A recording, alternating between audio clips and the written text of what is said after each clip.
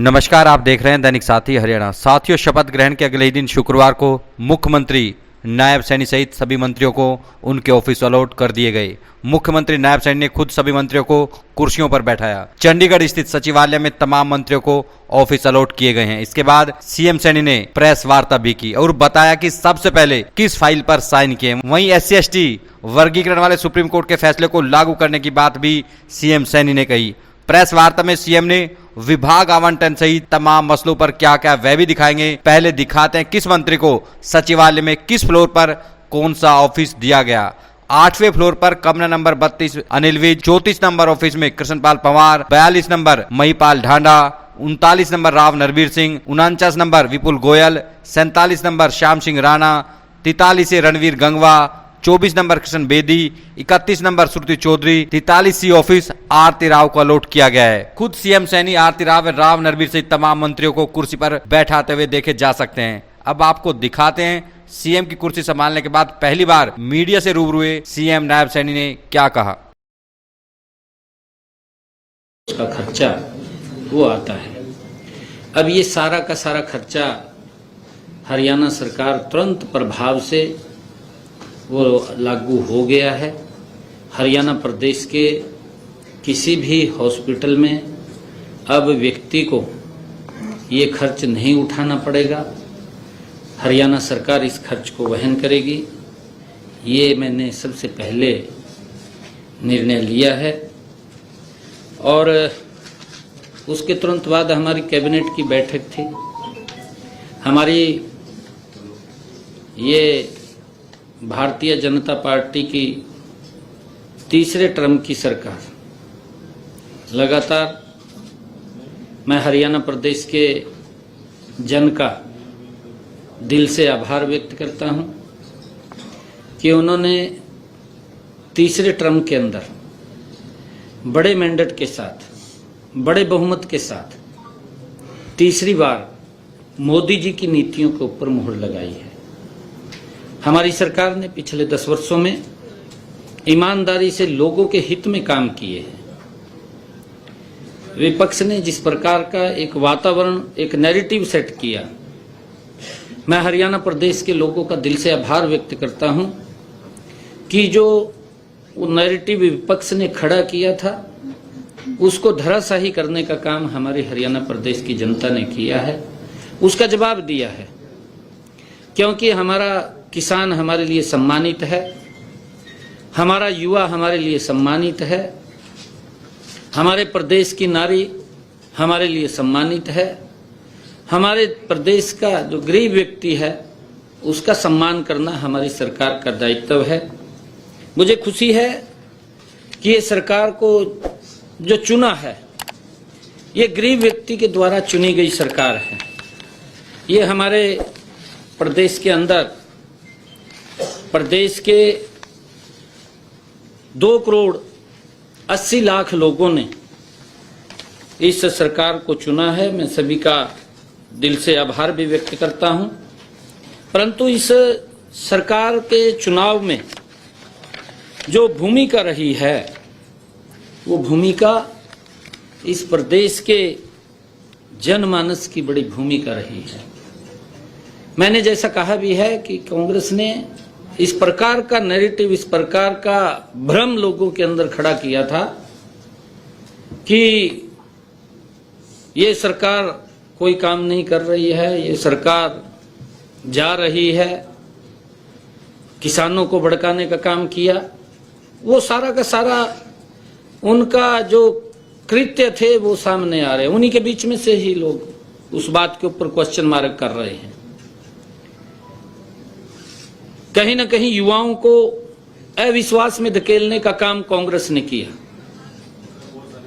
हमारे हरियाणा के खिलाड़ियों को भी यूज किया। जो हमारे खिलाड़ी हैं, हमारे गौरव हैं, हरियाणा प्रदेश का गौरव है, जो इस देश का भी गौरव है, जो इस देश को सम्मान दिलाने का काम करते हैं। कांग्रेस ने उन खिलाड़ियों को भी यूज किया है। किसान को भी कांग्रेस पार्टी ने भ्रामक स्थिति के अंदर डालने का काम किया है। युवाओं को किस प्रकार से उन्होंने पर्ची खर्ची बांटने के आधार के ऊपर अपनी बातें कही हैं। गरीब को लंबे समय तक कांग्रेस पार्टी लॉलीपॉप देती रही। उनके हित में जो मजबूत काम पिछले 10 वर्षों में हमारी डबल इंजन की सरकार ने मोदी जी के नेतृत्व में किया है, वो ऐतिहासिक काम किए हैं।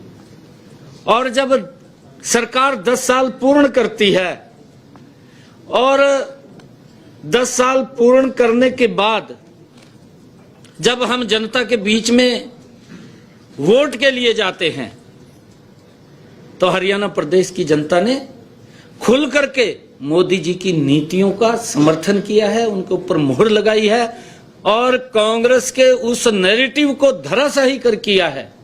चाहे उन्होंने किसान का मुद्दा उठाया है, चाहे उन्होंने खिलाड़ियों का मुद्दा उठाया है, चाहे उन्होंने गरीब का मुद्दा उठाया है, सभी मुद्दों के ऊपर कांग्रेस के उस नैरेटिव को, क्योंकि वो झूठ का एक प्रोपगंडा खड़ा किया था, उस प्रोपगंडे को 5 तारीख को कमल के बटन के ऊपर मोहर लगा करके हरियाणा के लोगों ने वो जवाब देने का काम किया है।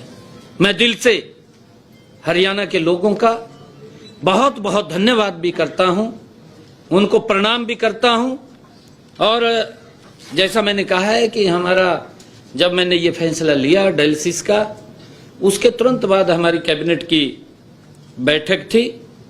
कैबिनेट की बैठक के अंदर ये पहली हमारी कैबिनेट की बैठक थी। माननीय सुप्रीम कोर्ट के उस फैसले का हमारी कैबिनेट ने वो सम्मान किया है। जो एससी में वर्गीकरण का मामला था, वो तुरंत उस माननीय सुप्रीम कोर्ट के फैसले को सम्मान देते हुए हमने ये फैसला किया है कि जो वर्गीकरण के ऊपर माननीय सुप्रीम कोर्ट ने कहा था, आज से ही लागू करने का फैसला हमने लिया है। हमने जो हरियाणा प्रदेश के अंदर प्रोक्योरमेंट धान की चल रही है, उसके ऊपर भी हमने पूरा रिव्यू किया है। और मैं बताना चाहता हूं कि अब तक हमारे हरियाणा प्रदेश के अंदर जो प्रोक्योरमेंट हुआ है, बैठक में ये व्यापक चर्चा हुई है कि अन्नदाता की फसल का एक एक दाना एमएसपी के ऊपर खरीदने का काम हमारी सरकार करेगी। प्रतिबद्ध है, हम एक एक दाना खरीदने के लिए प्रतिबद्ध हैं। हमने ये कहा है कि 17% से नमी धान के हर दाने को खरीदने का काम एमएसपी के ऊपर हमारी सरकार कर रही है। कोई भी ऐसा किसान, हमने ये आदेश आज दिए हैं कि 17 मॉइस्चराइजर से कम, 17 या 17 से कम कोई भी ढेरी मंडी में दिखाई नहीं देगी, उसको हर रोज परचेज करने का काम किया जाएगा। अगर उसके अंदर नमी ज्यादा है तो नमी ज्यादा के लिए उसका थोड़ा वेट करना पड़ेगा। और इस चालू खरीफ सीजन के अंदर 17 अक्टूबर तक मंडियों में हमारे हरियाणा प्रदेश के अंदर कुल 27,45,128 मीट्रिक टन धान की आवक हुई है। और इसमें से हमने 23,21,682 मीट्रिक टन धान की खरीद एमएसपी पर की है। अब तक 11,50,673 मीट्रिक टन का उठान भी हुआ है, लगातार उठान भी चल रहा है। क्योंकि आजकल मशीनी युग है। मशीनी युग के कारण, क्योंकि पहले तो एक एक महीने का सीजन होता था और अब मशीनी युग के कारण किसान कंपाइन खेत में लगाता है, 1 घंटे के अंदर मंडी में पहुंचा देता है। तो दबाव तो आता है, उस दबाव को भी हम सहन कर रहे हैं और धीरे धीरे करके उसके ऊपर काबू पा लिया जाएगा। मैं फिर इस बात को दोहरा रहा हूं हरियाणा प्रदेश के किसानों को मैं स्पष्ट रूप से ये आग्रह करना चाहूंगा कि एक एक दाना एमएसपी पर खरीदा जाएगा, कोई किंतु परंतु नहीं है। हमारी सरकार एक किसान हितैषी सरकार है, किसान के हित में कदम उठाने वाली सरकार है। और हम, क्योंकि कई बार जैसे दबाव आता है, उस दबाव को किसान भी हमारा समझ रहा है, हम भी समझ रहे हैं, क्योंकि एकदम पूरा दबाव बनता है, फिर जहां जगह किसान को मिलती है धान वहां डाल देता है, क्योंकि काफी संख्या में आता है, परंतु उसको हम धीरे धीरे करके काबू पा रहे हैं, इस बात को सभी समझ रहे हैं। मुझे ये भी बताते हुए आपके माध्यम से कि हमने अब तक किसानों के खाते में धान की खरीद के 3056 करोड़ रुपए उनके खाते के अंदर सीधा पहुंचाने का काम हमारी सरकार ने किया है। और चालू जो खरीफ की सीजन 17 अक्टूबर तक मंडियों में जो हमारा बाजरे की खरीद थी, क्योंकि बाजरे की भी ही खरीद चल रही है, अब तक हमने 3,44,000 मीट्रिक टन बाजरे की आवक मंडियों के अंदर आई है। इसमें से 2,70,983 मीट्रिक टन बाजरे की खरीद की जा चुकी है। अब तक 93,964 मीट्रिक टन बाजरे का उठान भी कर लिया गया है। अब तक किसानों के खाते में बाजरे की खरीद का पैसा 331 करोड़ रुपए भी डाला जा चुका है। मुझे ये बताते हुए आपके बीच में कि इसी प्रकार हर क्षेत्र और हर वर्ग की जरूरतों के अनुसार नए निर्णय लिए जाएंगे और जो योजनाएं व कार्यक्रम पहले से चल रहे हैं उन्हें भी नॉन स्टॉप आगे बढ़ाने का कार्य गति से किया जाएगा। ये हमारी सरकार का संकल्प है। हमारी सरकार को जिस उम्मीद के साथ यह जनसेवा की जिम्मेवारी सौंपी गई है, हम उस पर खरा उतरने का भरसक प्रयास करेंगे। माननीय प्रधानमंत्री नरेंद्र मोदी जी का मार्गदर्शन, उसकी गारंटी और सुशासन हमारी सरकार का मूल मंत्र होगा। मुझे पूर्ण विश्वास है कि विकसित भारत के संकल्प में हरियाणा की भूमिका और अधिक महत्वपूर्ण होगी। सब वर्गों का हित सुरक्षित रखने वाली नीतियां और कार्यक्रम मुझे विरासत में मिले हैं।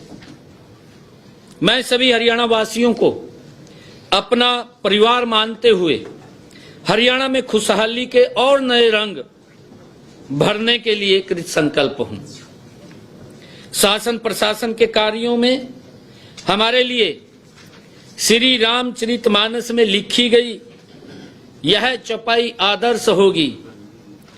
दैहिक दैवकी भौतिक तापा, दैहिक दैवकी भौतिक तापा, राम राज्य काहूं नाही व्यापा। अर्थात राम राज्य में मनुष्य शारीरिक, सांसारिक और दैविक परेशानी से मुक्ति होता है। हमने आज, जैसा मैंने कहा है कि हमने एक बड़ा फैसला जो किडनी का लिया है, उसके स्वास्थ्य को ध्यान में रखते हुए लोग लाभान्वित होंगे। उसके अंदर देखिए लगभग काफी लोग हैं, क्योंकि जब मैं सांसद था मेरे पास लोग आते थे और ये बात बोलते थे कि सांसद जी आप डॉक्टर को फोन कर दें, मेरा इलाज फ्री में हो जाएगा। मतलब काफी उसके अंदर 20,000 के करीब में हरियाणा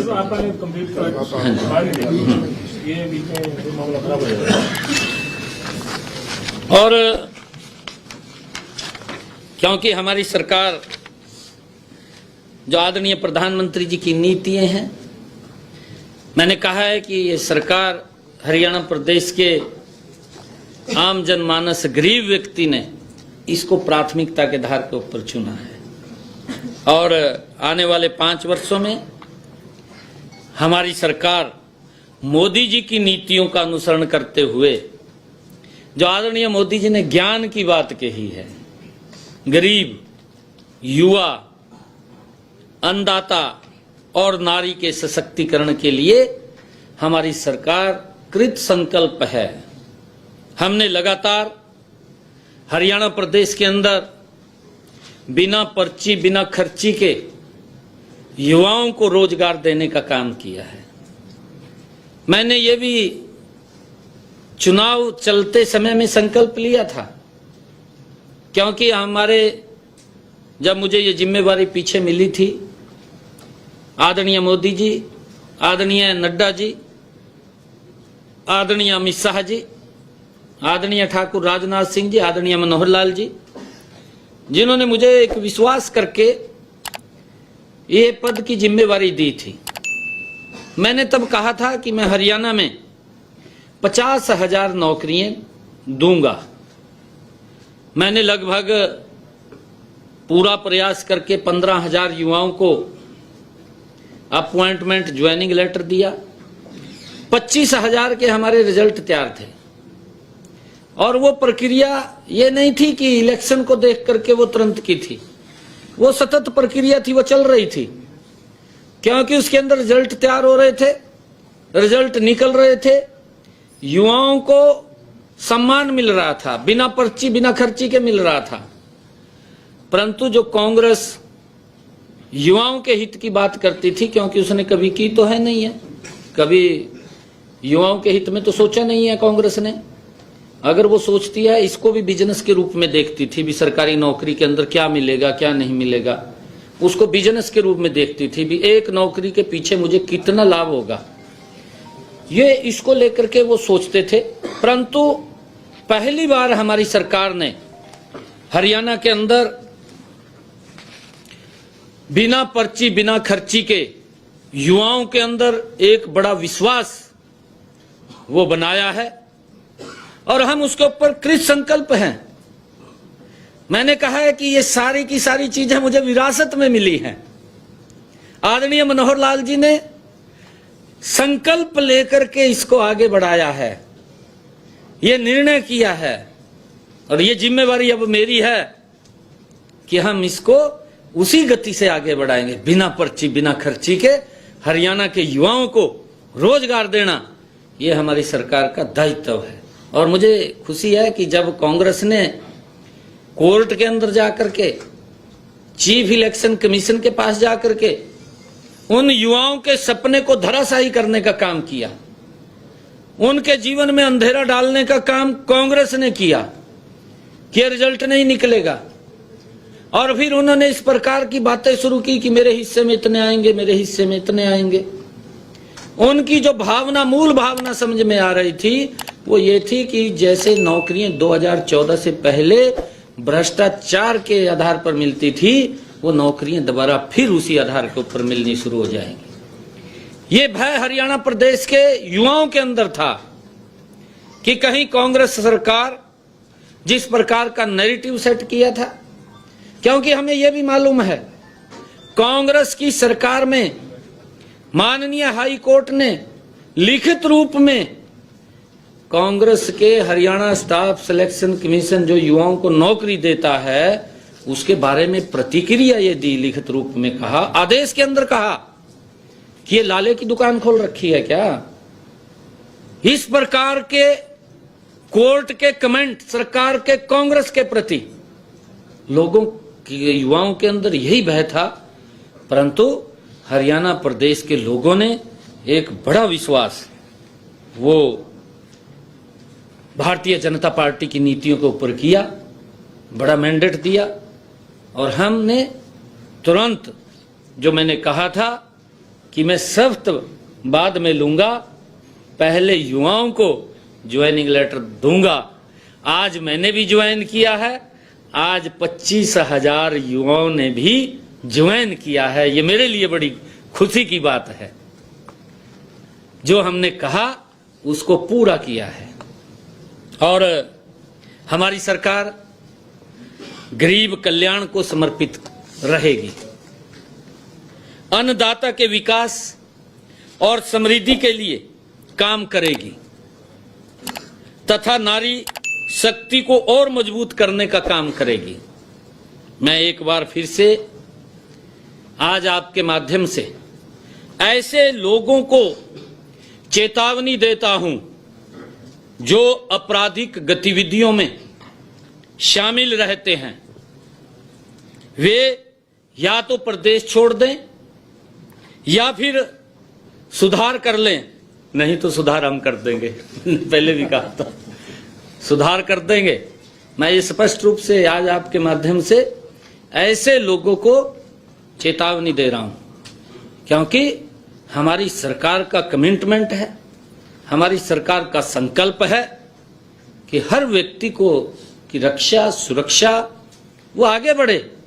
ये हमारी भावना है, गति से प्रदेश विकास की ऊंचाइयों के ऊपर जाए, उसको लेकर के हम काम कर रहे हैं। मैं आप सबका धन्यवाद करता हूं, क्योंकि अभी मैंने कहीं जाना है और क्वेश्चन शायद मैं ना लिख पाऊं।